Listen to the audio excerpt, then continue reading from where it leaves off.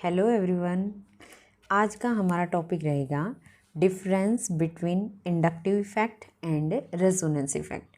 बहुत सारे स्टूडेंट्स को प्रॉब्लम आती है इसमें, और वो किस वजह से आती है, जैसे हमने एसिडिटी को स्टडी किया था फिनोल्स के केस में, तो उनको लगता है कि एक ही ग्रुप एक टाइम पे कभी पॉजिटिव इंडक्टिव इफेक्ट दे रहा है तो नेगेटिव रेजोनेंस इफेक्ट है, कभी ये पॉजिटिव है तो ये नेगेटिव है, कभी दोनों पॉजिटिव हो जाते हैं। तो एक ही ग्रुप इस तरीके के इफेक्ट कैसे दे सकता है, क्योंकि वो कंफ्यूज रहते हैं इंडक्टिव और रेजोनेंस इफेक्ट में। और उस कन्फ्यूज़न को दूर करने के लिए ज़रूरी है कि हम इनका एक बार डिफरेंस अच्छे से स्टडी कर लें। फर्स्ट पॉइंट है involvement of sigma bond. Inductive effect में सिर्फ आपका सिग्मा बॉन्ड इन्वॉल्व होता है। अगर आपको ध्यान हो तो हमने जब इसको स्टडी किया था इंडक्टिव इफेक्ट को, तो हमने इस तरीके से एक कार्बन चेन बनाई थी और उसमें आपको ये कहा था कि अगर यहाँ पे कोई ज़्यादा इलेक्ट्रोनेगेटिव ग्रुप प्रेजेंट होता है तो वो इस तरफ से चेन के इलेक्ट्रॉन्स को विड्रॉ करता है, अपनी तरफ खींचता है। ठीक है, तो जो आपका इंडक्टिव इफेक्ट है वो सिर्फ सिग्मा बॉन्ड की इन्वॉल्वमेंट से होता है। अगर हम रेजोनेंस इफेक्ट की बात करें तो जो रेजोनेंस इफेक्ट है इसमें होगा आपका रेजोनेंस इफेक्ट में इन्वॉल्वमेंट ऑफ पाई बॉन्ड। इसमें आपके पाई इलेक्ट्रॉन इन्वॉल्व होते हैं, यानी कि पाई इलेक्ट्रॉन का मतलब क्या है कि आपका डबल बॉन्ड होना ज़रूरी है। दूसरा पॉइंट है जो इंडक्टिव इफेक्ट है, इसमें आपके इलेक्ट्रॉन जो हैं वो माइग्रेट नहीं होते, सिर्फ शिफ्ट हो जाते हैं टुवर्ड मोर इलेक्ट्रोनेगेटिव एटम, यानी कि जो आपका शेयर पेयर ऑफ इलेक्ट्रॉन्स है वो नेगेटिव एटम की तरफ, इलेक्ट्रोनेगेटिव एटम की तरफ थोड़ा सा झुका हुआ होता है। लेकिन इसमें आपने देखा था कि कंप्लीट माइग्रेशन हो जाता है इलेक्ट्रॉन्स का, और जहाँ पे इलेक्ट्रॉन आपका माइग्रेट होके जाएगा वहाँ इलेक्ट्रॉन डेंसिटी बढ़ती है और वहाँ नेगेटिव चार्ज आ जाता है। जहाँ से जाएगा वहाँ पे पॉजिटिव चार्ज आ जाएगा, मतलब इसमें कंप्लीट ट्रांसफ़र होता है इलेक्ट्रॉन्स का। जब आप इंडक्टिव इफेक्ट की बात करते हो तो इसमें स्लाइटली चार्जेस आते हैं, लेकिन इसमें कंप्लीट चार्ज सेपरेशन होता है, यानी कि आपको अलग से पता लग जाएगा कि यहाँ पॉजिटिव आएगा, यहाँ नेगेटिव आएगा। इंडक्टिव इफेक्ट में पहले भी मैंने बताया कि सिर्फ कोवलेंट बॉन्ड का सिंगल बॉन्ड ही आपका इन्वॉल्व रहेगा, सिंगल कोवलेंट बॉन्ड के अराउंड होता है। इसमें आपका कंजुगेशन ज़रूरी है। कंजुगेशन का मतलब क्या होता है, एक डबल बॉन्ड फिर सिंगल बॉन्ड, तो उसको बोलते हैं हम कंजुगेटिंग सिस्टम। तो रेजोनेंस के लिए ज़रूरी है कंजुगेशन। जो आपका इंडक्टिव इफेक्ट है इसमें बॉन्ड का पोलर होना ज़्यादा ज़रूरी है। एक एटम आपका इलेक्ट्रोपॉजिटिव होगा, एक एटम आपका इलेक्ट्रोनेगेटिव होगा, यानी कि इलेक्ट्रोनेगेटिविटी के बीच में डिफरेंस होगा, तभी आपका इंडक्टिव इफेक्ट अराइज होगा। लेकिन रेजोनेंस इफेक्ट में बॉन्ड पोलैरिटी की कोई ज़रूरत हमें नहीं है, सिर्फ हमारे पास कंजुगेशन में सिग्मा और पाई बॉन्ड होने चाहिए, तो हम रेजोनेंस को स्टडी कर सकते हैं। ये थे कुछ डिफरेंस के पॉइंट इंडक्टिव इफेक्ट और रेजोनेंस इफेक्ट को स्टडी करने के लिए। कुछ एग्जाम्पल से और देख लेते हैं, और मैं यहाँ पे एग्जाम्पल वही लेना चाहूँगी जो हमने एसिडिटी को स्टडी करते टाइम लिए थे, ताकि आपको सही से क्लियर हो जाए। ठीक है, तो जैसे यहाँ पे मैंने एक स्ट्रक्चर ड्रॉ कर लिया है और यहाँ लिख दिया आपका NH2 ग्रुप। अब इस NH2 ग्रुप को मैंने लिख लिया, लेकिन यहाँ आप इस चीज़ को देखो कि ये आपका बेंजीन नहीं है। ठीक है, ये आपका बेंजीन नहीं है, ये है आपका साइक्लोहेक्सेन, और इसके साथ मैंने NH2 ग्रुप लगा दिया, और ये है आपका बेंजीन, यहाँ इसके साथ NH2 लगा दिया। अब यहाँ देखो कि इस कार्बन और इस नाइट्रोजन की इलेक्ट्रोनेगेटिविटी में डिफरेंस है।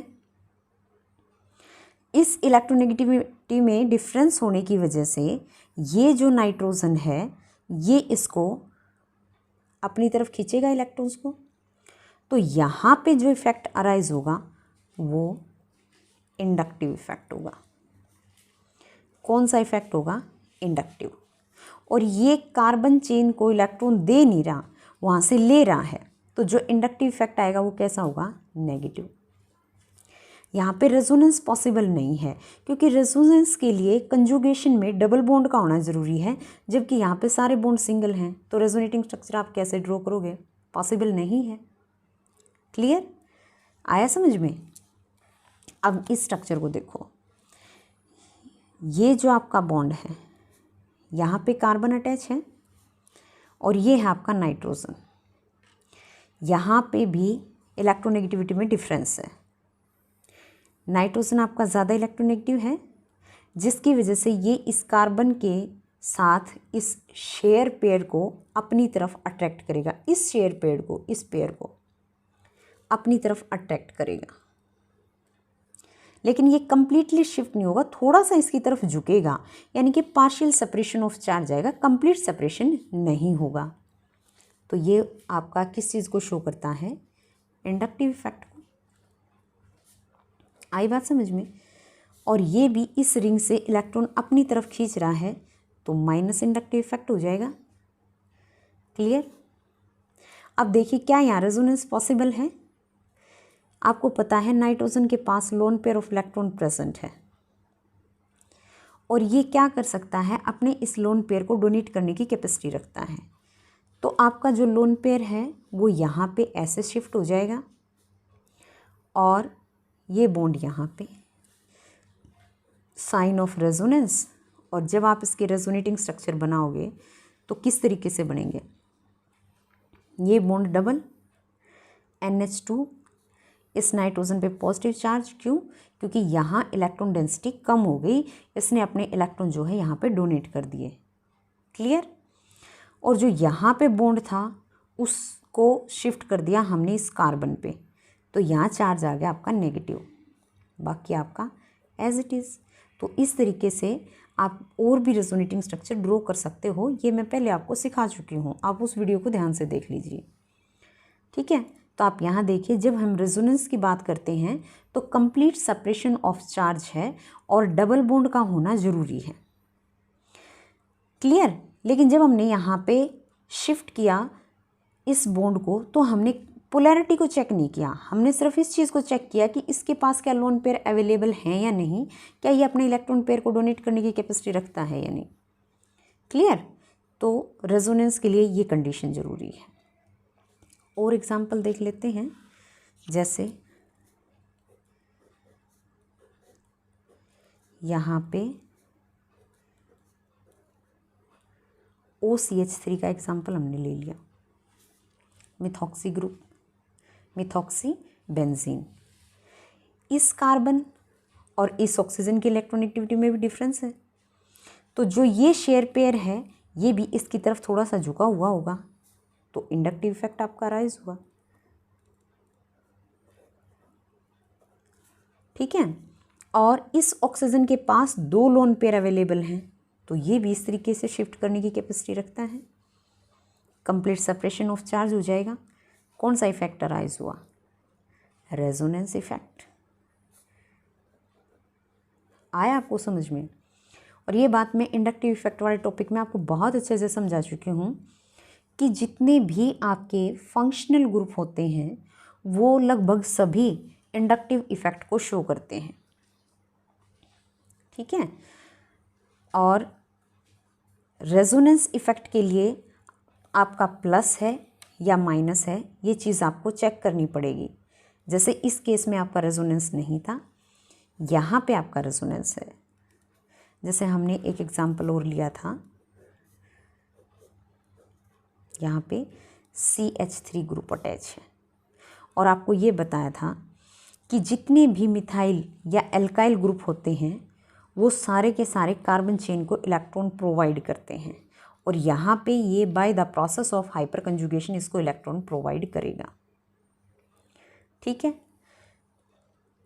और इनकी इलेक्ट्रोनेगेटिविटी में कोई ज़्यादा डिफरेंस नहीं है। जितनी भी एल्काइल चेन होती हैं वो प्लस आई इफ़ेक्ट को शो करती हैं, तो यहाँ पे इंडक्टिव इफेक्ट हो जाएगा प्लस, लेकिन डबल बॉन्ड नहीं है। तो हाइपर कंजुगेशन कैसे पॉसिबल है, जब आप यहाँ ऐसे बॉन्ड लगाओगे, जब आप यहाँ पे शो करोगे कि कंजुगेशन प्रेजेंट है in the system, pi bond का प्रेजेंट होना ज़रूरी है। ठीक है। तो यहाँ पे रेजोनेंस इफेक्ट भी अराइज हो जाएगा और कौन सा होगा, प्लस आर।